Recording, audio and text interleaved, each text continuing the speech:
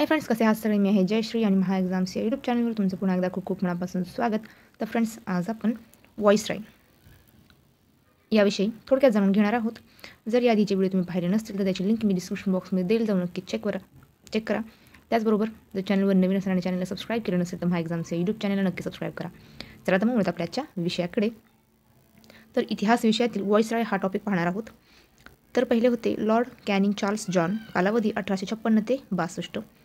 पंतप्रधान पामस्टर्न याने भारताचा गव्हर्नर जनरल म्हणून नियुक्ती केली. मुंबई, मद्रास, कलकत्ता हायकोर्ट व विद्यापीठ. जुलै. भारतीय सैन्याची संख्या कमी केली. सैनिकांना धार्मिक चिन्ह धारण करण्यास बंदी घालण्यात आली. मुघल बादशाह पद समाप्तीची घोषणा. 1856 बंगाल रेंट ॲक्ट संमत केला. तसेच 1857चा विद्रोह यांच्याच काळात झाला.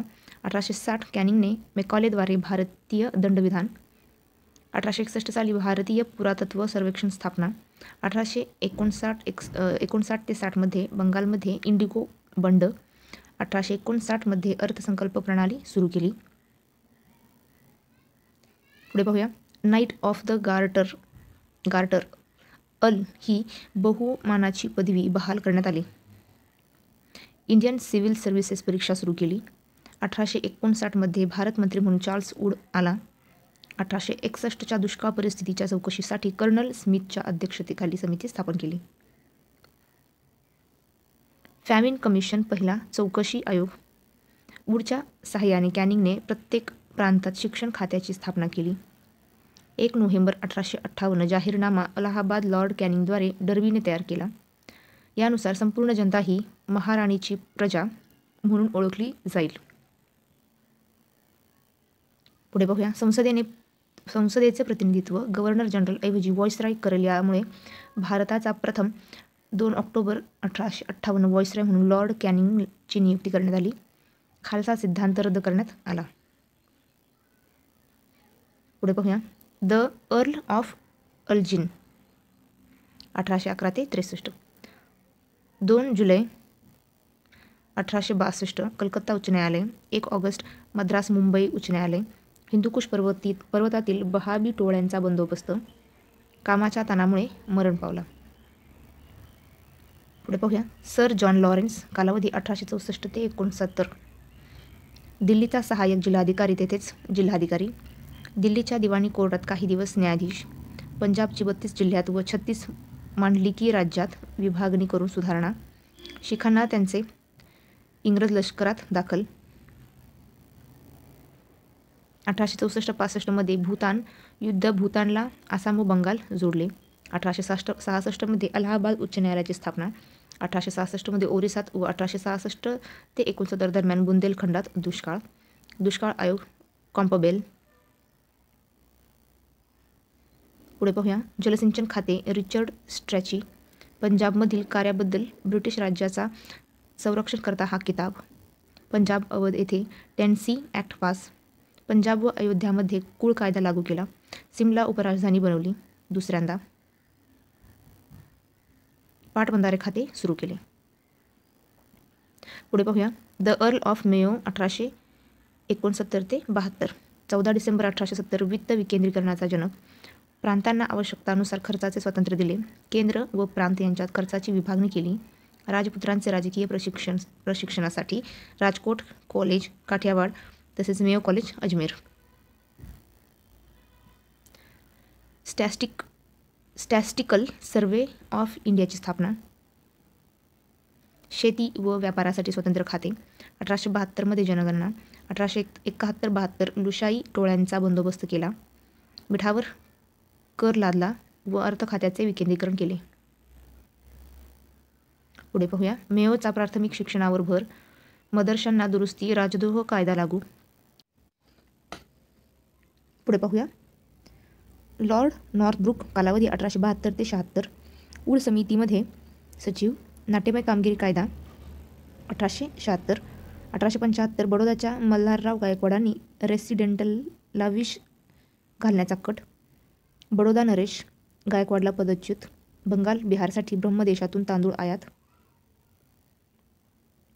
नॉर्थब्रुक व सॉल्सबरी यांत मतभेद. नॉर्थब्रुक पुढे पाहूया लॉर्ड लिटन 1876 ते 80, कट्टर साम्राज्यवादी, ओळख ओवन मॅरिडिस्ट 1876, हुजूर पक्षाच्या PM बेंजामिन डिझरायलीने नेमणूक केली, ब्रिटनच्या परकीय खात्यावर मंत्री 1878 ते 80, लिटनच्या उद्दाम धोरणामुळे दुसरे अफगाण युद्ध उद्भवले, ब्रिटिश उद्योगांना फायदा होण्यासाठी 29 वस्तूवरील आयात कर रद्द, मुक्त व्यापार धोरण स्वीकारले, 1876 ते 80, भीषण दुष्काळ मद्रास, मुंबई, मैसूर, हैदराबाद, पंजाब भागात, दुष्काळ आयोग रिचर्ड स्टॅची. पुढे पाहूया 1876 dramatic performance act, 1876 royal Titan अधिनियम, 1 जानेवारी 1877 दिल्ली दरबार एम्प्रेस ऑफ इंडिया, 1878 मार्च देशी वृत्तपत्र कायदा, 1878 शस्त्रबंदी कायदा आणला.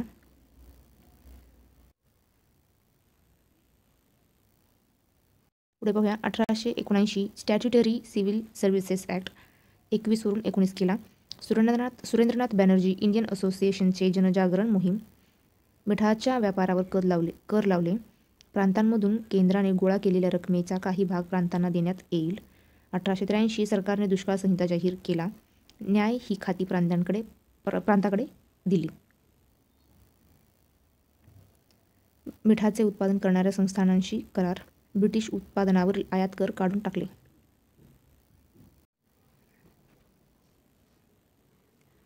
पुढे पाहूया लॉर्ड रिपन कालावधी 1880 ते 84, तर भारतीयांसाठी उदारमतवादी मानवतावादी व्हाईसरॉय म्हणून ओळखला जातो. पहिली दशवर्षीय जनगणना केली. पुढे पाहूया 1881 फॅक्टरी ॲक्ट, 7 वर्षापेक्षा कमी वयाच्या मुलांना बंदी घातली. 1882 वर्नॅक्युलर प्रेस ॲक्ट रद्द केला. 1882 हंटर कमिशन नेमले. पुढे पाहूया 1882 स्थानिक स्वराज्य संस्थांचा कायदा आणला. 1883 अल्बर्ट विधेयक मंजूर. ब्रिटनमध्ये 1880 लिबरल पक्षाला पंतप्रधान ग्लॅडस्टन, भारत मंत्री लॉर्ड हार्डिंग. पुढे पाहूया रिपनचे पुस्तक the duty at the age, यात लोकशाहीचे गुण सांगितले आहेत. पुढे पाहूया लॉर्ड डफरिन 1884 ते 88, तर 28 डिसेंबर 1885 कॉलेज. 1886 ब्रह्मदेश इंग्रजांच्या वर्चस्वाखाली. 1886 चार्ल्स एचिसनच्या अध्यक्ष पब्लिक सर्व्हिस कमिशनची स्थापना झाली. 1887 चार्ल्स एचिसनने लोकसेवा आयोगाच्या शिफारसी म्हणजेच अहवाल सादर केला. पुढे पाहूया स्त्रियांच्या आरोग्यासाठी लेडी डफरिन फंड. शासकीय कर्मचाऱ्यांवर राष्ट्रीय काँग्रेसशी संबंध ठेवण्यास बंदी घातली. इम्पिरियल सर्व्हिस कॅम्प्सची स्थापना केली. अवधमध्ये 7 वर्षासाठी जमीन महसूल निश्चित. पुढे पाहूया शीखांना ग्वाल्हेर परत देऊन टाकले. पुढे पाहूया लॉर्ड लान्सडाऊन 1888 ते 94. 1891 दुसरा कारखाना कायदा काढला. महिलांना दिवसा 11 तासांपेक्षा जास्त काम करण्यास बंदी. पुढे पाहूया 1891 संमती वय कायदा 12 वर्षाखालील मुलींचा. 1892 भारतीय परिषद कायदा. 1893 भारत पाकिस्तान ड्युरंट आयोगाची स्थापना.